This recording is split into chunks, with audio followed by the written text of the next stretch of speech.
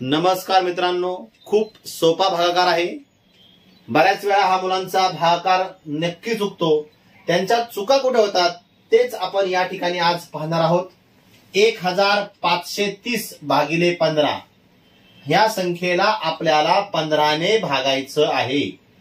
आता या ठिकाणी मी 15चा टेबल म्हणजे पाढा लिहून ठेवलेला आहे। आता काय करायचं आहे, लक्षात ठेवा, भागाकारामध्ये एका वेळेस एकाच अंकाला भाग द्यायचा, हा नियम नेहमी लक्षात ठेवायचा। आता या ठिकाणी आपण एकाला भाग देऊया, परंतु 15च्या पाढ्यामध्ये एक नाही, एक असण्याचा प्रश्न नाही, कारण 15चा पाढा 15 पासून सुरू होतो। मग अशा वेळेस काय करायचं, शून्याचा भाग द्यायचा। 15 0 0, एकाच्या खाली शून्य द्यायचा, कारण आपण एकाला भाग दिलाय। आणि यांची करायची वजाबाकी, एकातून शून्य गेला, राहिला एक। याच नियमाने ह्याच स्टेपने पुढे पुढे जायचं आहे। आता पुढचा एक अंक खाली घ्यायचा आणि दुसरा नियम लक्षात ठेवा, एका वेळेस एकच अंक खाली घ्यायचा आहे। आता आपण हा 5 खाली घेऊया, म्हणजे या ठिकाणी झाले 15। आता आपण या 15ला भाग देऊया। भाग देऊया म्हणजे काय करायचं, 15च्या पाढ्यात कुठे 15 आहे का पाहायचं।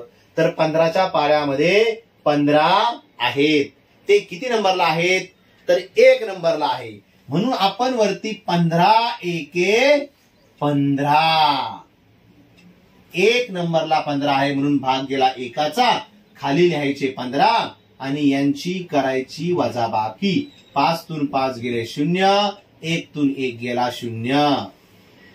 आता पुढचा नियम काय आहे, एका वेळेस एकच अंक खाली घ्यायचा। आता आपण हा 3 खाली घेऊया, या ठिकाणी 3 लिहिलेले आहे। आता 15च्या पाढ्यात 3 आहेत का, असण्याचा प्रश्न नाही, कारण सुरुवात 15 पासून आहे। मग अशा वेळेस काय करतो, आपण शून्याचा भाग देतो, म्हणून वरती 0 लिहूया। 15 0 0, खाली पण लिहायचे 0 आणि यांची करायची वजाबाकी। 3 मधून 0 गेले, 3 राहिले। आता वरती अजून एक अंक आहे। तुम्ही म्हणशाल आता 0 0 घ्यायची गरज नाही, परंतु असे चालणार नाही, तो 0 देखील आपण खाली घेऊया आणि या ठिकाणी संख्या झालेली आहे 30 आणि 30ला आपल्याला या ठिकाणी भाग द्यायचा आहे। 15च्या पाढ्यामध्ये 30 किती नंबरला आहे, 15च्या टेबलमध्ये 30 2 नंबरला आहे। 15 एके 15, 15 दुने 30, मग 15 दुने 30 म्हणून वरती 2 लिहायचे आणि खाली लिहायचे 30 आणि यांची करायची वजाबाकी। शून्यातून 0 गेले 0, 3 मधून 3 गेले 0, म्हणजे या ठिकाणी बाकी 0 राहिलेली आहे आणि आपलं उत्तर म्हणजेच भागाकार आला आहे 102। 102 भागाकार आला आहे आणि 1530 हे आहे भाज्य आणि 15 आहे भाजक।